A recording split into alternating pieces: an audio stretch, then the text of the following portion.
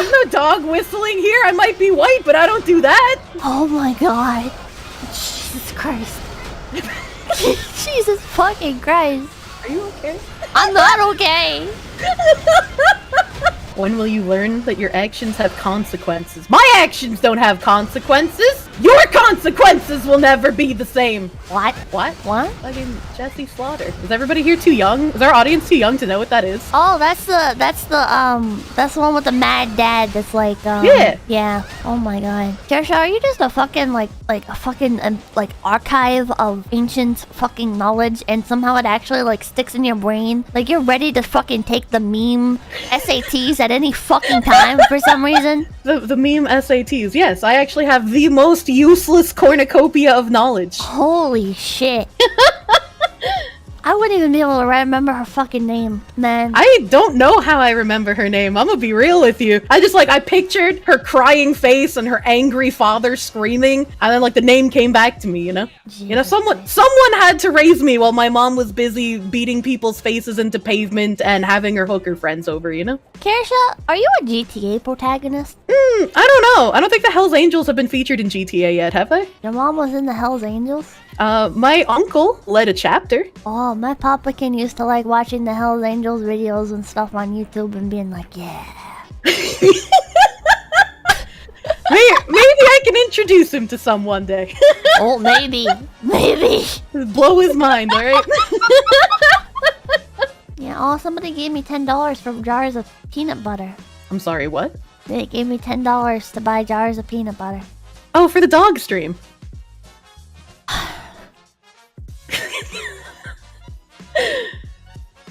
I don't like my chat. You want to trade?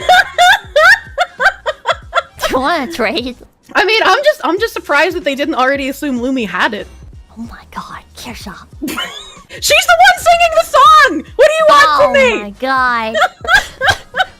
How white trash are we talking? I'm talking, like, would let me stay out until 3 a.m. as, like, an 11-year-old, would have me clean blood and teeth off of the pavement after a fight. I've gotten woken up by the police in the middle of the night as a child to be like, hey, we're taking you and your brother to your grandparents' house, alright? We'll just get you out of bed, get dressed, you're going to your grandma's place. Mommy's a little coked out of her fucking mind. And I think, like, she managed to only get arrested and, like, put in jail. Like, she's been arrested a bunch of times, but, like, arrested and actually jailed once. And that was for illegally selling firearms. So, Oh! yeah, you know, the classic. So how'd that happen? I don't really know the full story, but she basically had been selling firearms for a while, and then she sold one to, like, an undercover police officer. Oh, common mistake. And, yeah, it was a rookie mistake, as it were, you know? Yeah. And so my brother, my grandparents were like, well, he's not, you know, our family, but it's her brother, so we'll take him in. And we had to have, like, CPS supervised visits for like a year, and whenever we would come and she would like hug us, she'd be like, okay, now you gotta tell the lady that, you know, how much you love your mommy and how great I am. You gotta tell her all these nice things so that they'll stop having supervised. You want to go back home, don't you? You want to see the house again, don't you? Holy shit! Yeah, I was like just doing like little fucking arts and crafts projects with mom, and her being like, you gotta say the nice things the whole time. It was so fucking surreal. Oh my god. Holy fuck. I'm like imagining like fucking crime TV shit, like fucking dropping a pen off the table, making you pick it up, and then like as you're leaning over, you wanna see your stuffed animals again, don't you? Sounds like I could have gotten a new Barbie if I played my cards right. You could well, when I went to visit my mom over the summer, because she moved out of New England and went to St. Croix for a while, and I couldn't see her on St. Croix, obviously. And I don't even remember why she went to St. Croix, but it was pretty weird that she went out of the whole goddamn country. Jump. And when she came back, she moved to North Carolina. When she moved to North Carolina, I went to go see her for the summer, and it was the summer that I was turning 16. I think I mentioned like my brother giving me fucking boxed cake mix that year, like the last time we talked. Yeah, my brother was like, I don't know how to make cake, like mom isn't gonna get you anything, so I bought you some cake mix, we can make your birthday cake together. I thought it was a sweet gesture, you know? That Oh, that he tried. Is kind of sweet. Yeah, he's 3 years younger than me, so he was like 13 while I was 16. You know, I was like, it's cute. Clarence, it's about to go expired in fucking 3 days, and it's last season's fucking gingerbread cake. Based on where we lived, I had mentioned to you before that like this is where I got to see the fucking John Deere lawnmower fucking front yard cookouts. I was like, that's interesting and strange. But for my birthday, my mom actually did give me a gift of sorts. She decided to tell me a story about how my dad isn't really my dad, and that my actual dad is like my uncle, but for financial reasons, she didn't want to have my uncle be like the legal father. She wanted to like be able to sap my dad that I've been told is my dad's like family resources so I could have a better life. And I was you know, as a 16-year-old, like I had known my mom was kind of weird, right? But I was like, she's still my parent, you know, she's not gonna like take advantage of me in this way, right?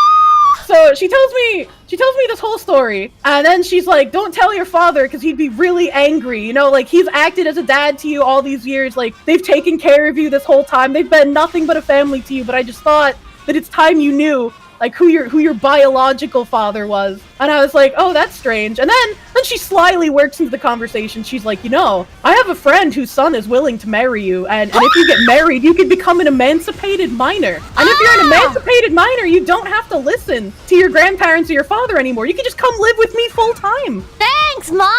What the fuck? And so like I just lived with this for the rest of the summer, cause like, you know, I was still fucking teenage dumb brain, and I was just like, is this true? Is this real? Like, what is happening? And when I got back home and I told my dad about this, I had never seen him so angry in his entire life, because obviously it was just a crock of shit, because she just wanted to marry me off and get me emancipated so I could stay there with her, since he wouldn't let me live with her full time. For obvious reasons, I think.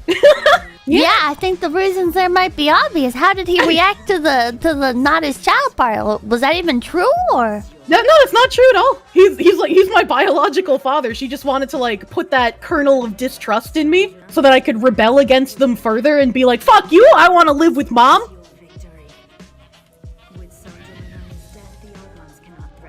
What? Yeah, so I guess, you know, that to answer that guy who asked just how white trash we talking, that's how white trash we talking. Holy shit! This stream took a turn? Yeah, it fucking did!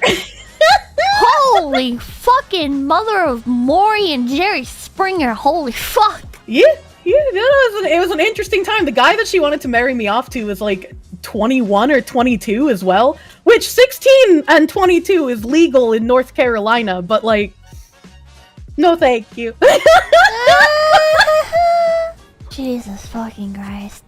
Who would want to live with a mom that does that? You see, in her little twisted brain, she thought she was doing good by us children. And I remember one of the times we had to call the police because her boyfriend was beating the fuck out of her. When the police showed up, he had like ran off. Like, I didn't want to call because I had been through this before, right? Where you call them and they show up and she's just like, oh, the kids just got scared. You know, nothing's actually happened. Everything's fine. So I like threw it at my brother. My brother's like, I don't want to fucking call. So he threw the phone back at me and I was like, I don't want to do it. And so I threw it back at him and he was like, fuck this. And he like left. So I had to do it. I was like, God damn it. Fucking God damn. And like, you know, it's the same thing, right? You know, they get there. And she's just like, oh, the kids are just scared. You know, it's just a little fighting, just a little yelling, you know, nothing terrible. Don't worry about it so much. What the fuck? She's the cool mom that lets the kids do coke. I mean, yeah. Fucking, if you had a drug of choice, she could probably have gotten it for you. Oh my god. Crocodile? I don't know about that. I don't think I've ever seen her do that one, so.